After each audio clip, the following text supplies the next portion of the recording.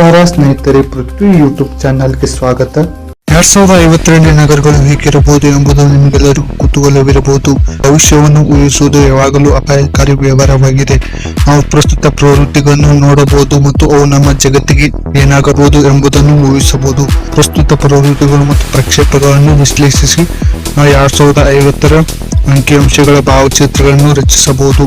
ಇದು ಅವಕಾಶಗಳು ಮತ್ತು ಸವಾಲುಗಳೆರಡರ ಜಗತ್ತಾಗಿದೆ. ಇಂದು ನಾವು 2050ರಲ್ಲಿ ಭವಿಷ್ಯದ ನಗರಗಳು ಹೇಗಿರುತ್ತವೆ ಎಂಬುದನ್ನು ಇವತ್ತಿನ ಈ ವಿಡಿಯೋದಲ್ಲಿ ನೋಡೋಣ ಬನ್ನಿ.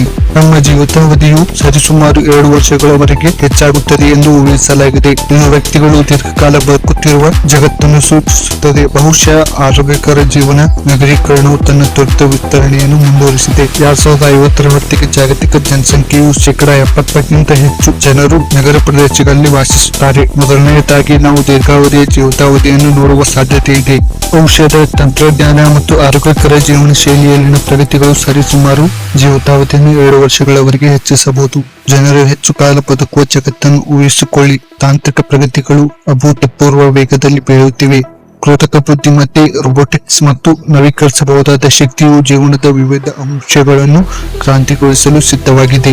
ಆದಾಗ್ಯೂ ದೀರ್ಘಾವಧಿಯ ಜೀವಿತಾವಧಿಯೊಂದಿಗೆ ವಯಸ್ಸಾದ ಜನಸಂಖ್ಯೆಯು ಬರುತ್ತದೆ. ವಯಸ್ಸಾದವರಿಗೆ ಕಾಳಜಿ ವಹಿಸಲು ಮತ್ತು ಆರೈಕೆಯಲ್ಲಿ ಸಹಾಯ ಮಾಡಲು ರೋಬೋಟ್ಗಳು ಮತ್ತು ಎಐ ಅನ್ನು ಬಳಸಬಹುದು. ಆದರೆ ಈ ದೀರ್ಘಾವಧಿಯ ಜೀವನವು ನಗರಗಳಲ್ಲಿ ವಾಸಿಸುವ ಸಾಧ್ಯತೆ ಇದೆ. 2050ರ ಹೊತ್ತಿಗೆ ವಿಶ್ವದ ಜನಸಂಖ್ಯೆಯ ಬಹುಪಾಲು ಜನರು ನಗರ ಪ್ರದೇಶಗಳಲ್ಲಿ ವಾಸಿಸುತ್ತಾರೆ. ಈ ನಗರಗಳು ನಾವೀನ್ಯತೆ, ಸಂಸ್ಕೃತಿ ಮತ್ತು ಸಂಪರ್ಕದ ಗದ್ದಲದ ಕೇಂದ್ರಗಳಾಗಿರುತ್ತವೆ.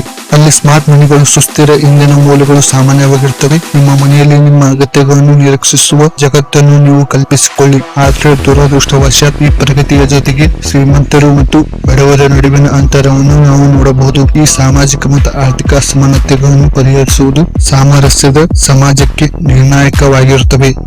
ಅಂತಿಮವಾಗಿ ನಮ್ಮ ಗ್ರಹದ ಭವಿಷ್ಯವು ಇಂದಿನ ಕ್ರಿಯೆಗಳ ಮೇಲೆ ಅವಲಂಬಿತವಾಗಿದೆ. ನಾವು ಸರಿಯಾದ ಕ್ರಮಗಳನ್ನು ತೆಗೆದುಕೊಂಡರೆ ನಾವು ಹವಾಮಾನ ಬದಲಾವಣೆಯನ್ನು ತಗ್ಗಿಸಬಹುದು. ಶುದ್ಧವಾದ ಗಾಳಿ, ಸಮರ್ಥನೀಯ ಶಕ್ತಿ ಮತ್ತು ಅಭಿವೃದ್ಧಿ ಹೊಂದುತ್ತಿರುವ ಪರಿಸರ ವ್ಯವಸ್ಥೆಗಳೊಂದಿಗೆ ಜಗತ್ತನ್ನು ನೀವು ಕಲ್ಪಿಸಿಕೊಳ್ಳಿ. ಭವಿಷ್ಯವು ಪೂರ್ವ ನಿರ್ಧಾರಿತವಾಗಿಲ್ಲ. ಇದು ಇಂದು ನಮ್ಮ ಆಯ್ಕೆಗಳು ಮತ್ತು ಕ್ರಿಯೆಗಳಿಂದ ರೂಪುಗೊಂಡಿದೆ. ಸುಸ್ಥಿರ, ಸಮಾನ ಮತ್ತು ಸಾಧ್ಯತೆಗಳ ಪೂರ್ಣ ಭವಿಷ್ಯವನ್ನು ರಚಿಸಲು ನಮ್ಮೊಂದಿಗೆ ಸೇರಿಕೊಳ್ಳಿ.